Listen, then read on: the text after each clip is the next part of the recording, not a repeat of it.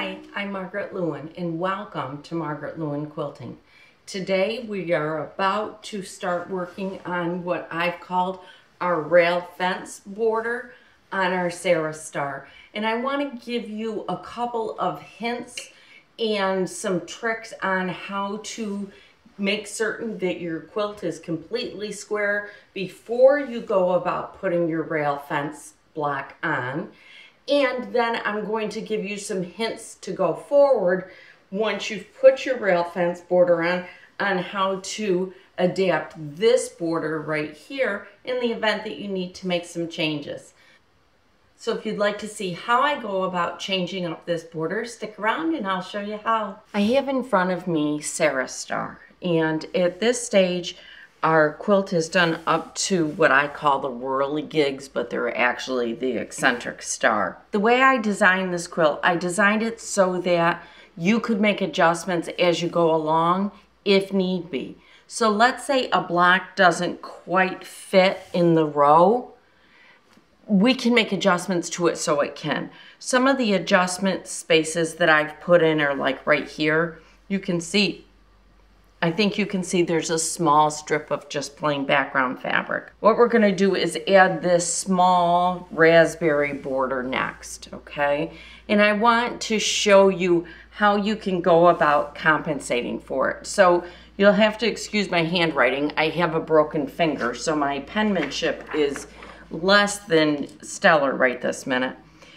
At this point, before you add your raspberry border, your quilt should actually measure 35.5 inches. I'm gonna assume that our quilt measures 35.25 inches, not 35.5 inches, so that I can show you how you can go about making the adjustments. So the first thing we're gonna do is measure our quilt. Again, you measure in your 3 spots, divided by 3, that's your average. I'm gonna say that my average is 35.25.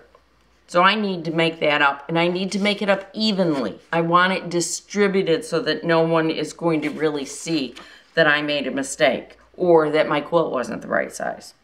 So the step 2 is quilt size when border added. That's the next thing you've got to figure out. What is my quilt size gonna be once I've added that border based on what I've really got in front of me, all right? I know I'm going to have 2 borders that are 3/4 of an inch. Next thing I need to do is I need to figure out what the inside of my quilt is. Well, back here, we said our quilt was 35.25 inches. Remember? That's the size of our quilt. But I've got a seam here and a seam here. See, right here and right here. I'm gonna lose 1/4 inch off of each side. So 1/4 inch this way, or excuse me, 1/4 inch here, 1/4 inch here. So that's a total of 1/2 inch. So I'm gonna lose 1/2 inch this way and 1/2 inch this way. So if you take your 35.25, so if you take your 35.25 and you subtract 1/2 inch, which is our 2 seams, we come up with our center, which is, once our border's added, going to be 34.75. So now you've got all your numbers to figure out how much you're short. You've got your 3/4 inch on your border, 3/4 inch on that border, and 34.75. Or you can figure it side to side, put on your side borders first.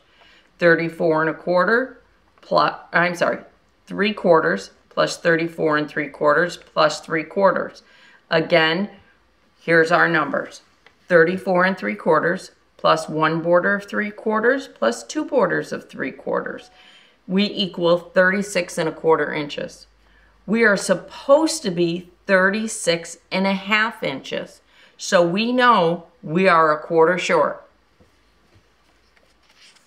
So the next thing we're gonna do is, so now how are we gonna fix this? This is how we're gonna fix it.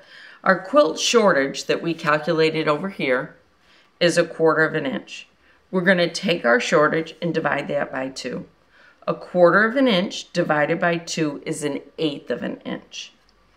Our 1/8 of an inch is actually 0.125. I find it easier to deal with decimal points than I do fractions. So I'm going to take my 1/8 of an inch and I'm going to convert it into a decimal point, and it's 0.125. I know that my border is at this stage 3/4 of an inch. So I know that number, and that's 0.75. So what I need my border to finish at is really 0.875, which is also 7/8 of an inch. Let's double check and make sure that our math here is correct. So we have 7/8 of an inch plus 3 plus 34 3/4 plus 7/8. So here we go again. Here's our math in fractions and here's our math in decimal points. 34 3/4 plus 0.875 plus 0.875 does equal 36.5. That is what size it's supposed to be. So now you've got to figure out what size it is that you actually need to cut your border. Our original border was 1/8. Our original border was 1 inch.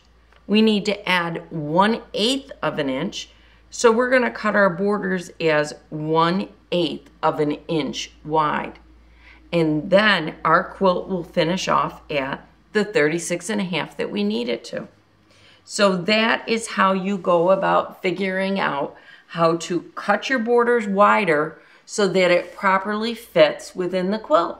Thank you so much for sticking around till the end. I hope you enjoyed my little tutorial on how I go about making adjustments to this quilt so that I stay on square throughout the entire quilt. If you'd like to see more videos like this, please do give this video a thumbs up. If you haven't already subscribed to my channel, please do so. And I will see you next when I show you how to make your rail fence border. Thanks so much for sticking around. I'll see you again really soon. Bye.